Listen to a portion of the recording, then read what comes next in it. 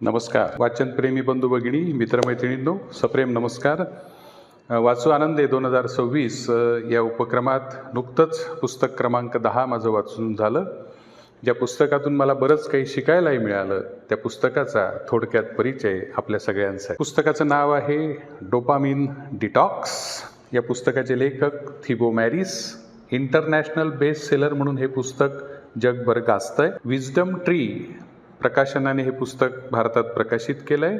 हे जगातल्या वेगवेगळ्या भाषांमध्ये उपलब्ध असून मी नुकताच त्याचा मराठी अनुवाद वाचला आहे. या पुस्तकाची किंमत 245 रुपये आणि एकूण साधारण 80 पानांचं हे. तसं कृती पुस्तिका म्हटलं तरी चालेल. सध्याच्या संपूर्ण जगभर अगदी पहिलीत जाणाऱ्या मुलापासून तर 70 ओलांडलेल्या गृहस्थांपर्यंत काही बेसिक प्रॉब्लेम्स आहेत, छोटे छोटे. उदाहरणार्थ, कुठलं तरी काम करायला आपण सुरुवात करतो, पण त्या कामात चित्त लागत नाही, कॉन्सन्ट्रेशन होत नाही. विशेषतः लेकरांमध्ये उत्साहाची बऱ्यापैकी कमी वाटणे. एखादं काम आपण सकाळी ठरवतो, पण ते पूर्ण होत नाही.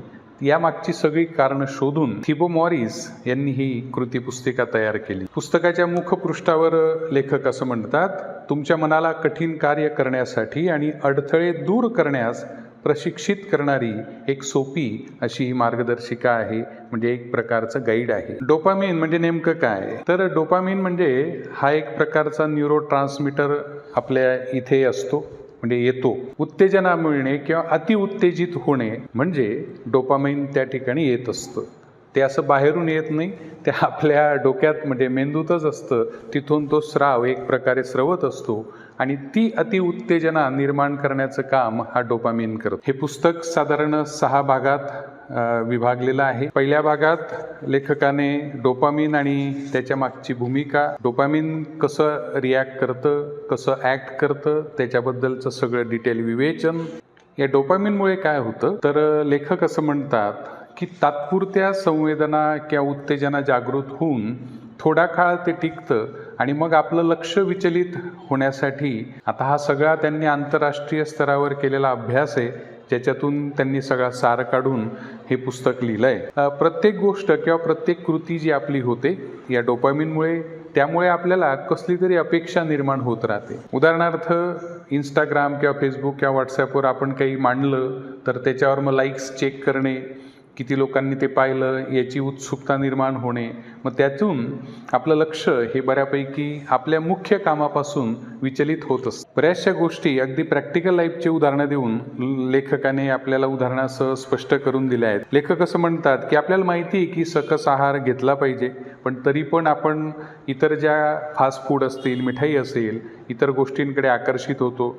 आपल्याला जाणीव असते की अभ्यास केला पाहिजे, पण नेटफ्लिक्सवर एखादा सिनेमा पाहायला आपण वेळ घालवून देतो. व्यायामाचे फायदे आपल्याला माहिती असतात, पण व्यायाम करण्यासाठी आपलं मन आपल्याला उद्युक्त करत नाही.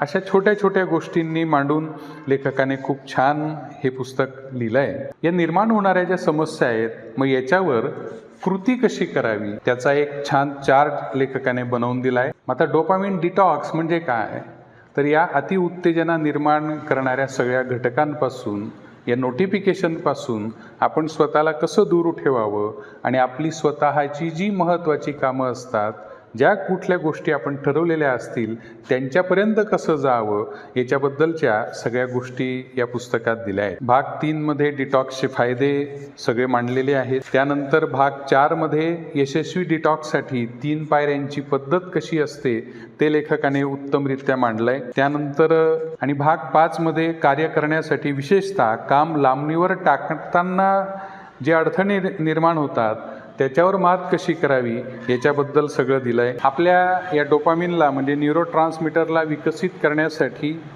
काय काय उपाय असतील त्याचं थोडक्यात असं दिलं आहे.